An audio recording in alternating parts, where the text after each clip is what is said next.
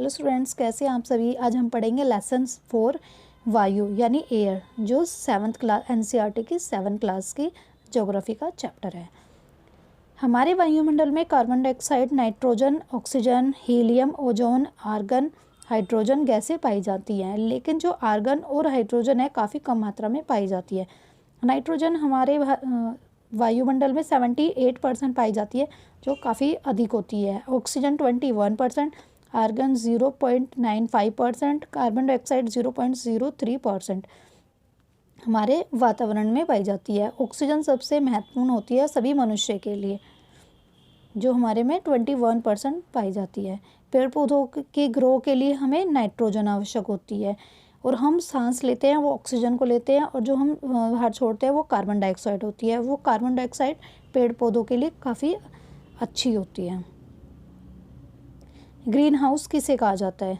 जो हमारे जो जुगाली करने वाले जानवर होते हैं, जैसे गाय, भैंस, जो ये जानवर होते हैं, ये मीथेन गैस को बाहर प्रोड्यूस करते हैं, बाहर निकालते हैं। Green house gas, carbon dioxide वायुमंडल में फैलकर पृथ्वी से विकसित ऊष्मा को पृथ्वी पर ही रोक देती है। इसे ग्रीन हाउस प्रभाव पैदा करती है या ग्रीन हाउस इफेक्ट कहा जाता है। यानी कि जो हमारी पृथ्वी है, पृथ्वी के बाहर की जो लेयर है वो ओजोन लेयर है, वो सूर्य के प्रकाश को यानी अल्ट्रावायलेट रेज होती है, वो हमारे पृथ्वी पर आ जाती है, लेकिन जो ओजोन लेयर है उसके कारण वो किरणें बाहर नहीं जा पाती, जिससे वो हमारी धरती पर ही रहती है, जिसके कारण ही तापमान अंदर का टेम्परेचर हाई रहता है। इसको ही ग्रीन हाउस इफेक्ट कहा जाता है। भूमंडलीय तापन किसे कहा जाता है? यानी ग्लोबल वार्मिंग। जब कारखानों व कार के धुएं से वायुमंडल में इसका स्तर बढ़ जाता है, जो ग्लोबल वार्मिंग होती है, जो कारखाने होते हैं, कार होते हैं, इससे गैसेस निकलती हैं, जिसके कारण ही हमारे पृथ्वी का तापमान ज़्यादा बढ़ जाता है।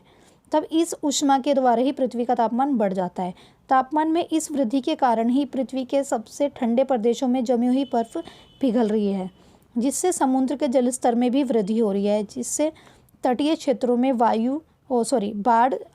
बाढ़ आ जाती है, और बाढ़ आने के चांसेस भी है। जो आर्कटिक है, उत्तरी ध्रुव है, वहाँ पर बर्फ़ धीरे धीरे पिघल रही है, जिसके कारण ही उसके पिघलने के कारण समुद्र का जलस्तर बढ़ रहा है, जिसके कारण जो समुद्र के आसपास के जो देश हैं और स्टेट्स हैं, वहाँ पर बाढ़ का खतरा काफ़ी बढ़ जाता है, और कहीं कहीं बाढ़ भी आ जाती है,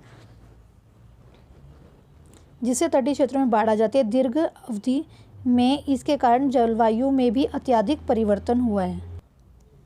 इसके कारण परिवर्तन होता जा रहा है। वायु चक्र यानी जो हमारे एयर है उसका क्या सर्कल है। वायु गर्म होकर फैलती है और हल्की व भारी वायु गर्म होकर फैलती है और हल्की होकर ऊपर उठ जाती है।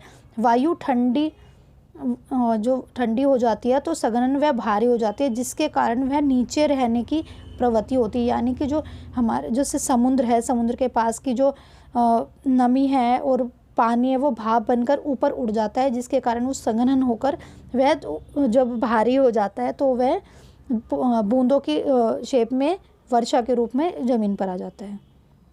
गर्म वायु के ऊपर उठने पर आसपास के क्षेत्रों में ठंडी वायु रिक्त स्थान को भरने के लिए वहां आ जाती है। इसी प्रकार ही यह चक्र चलता रहता है, और जिसके कारण ही वर्षा होती है। आपको मेरी वीडियो अच्छी लगी उसको लाइक करें, शेयर करें, सब्सक्राइब करें। Thank you.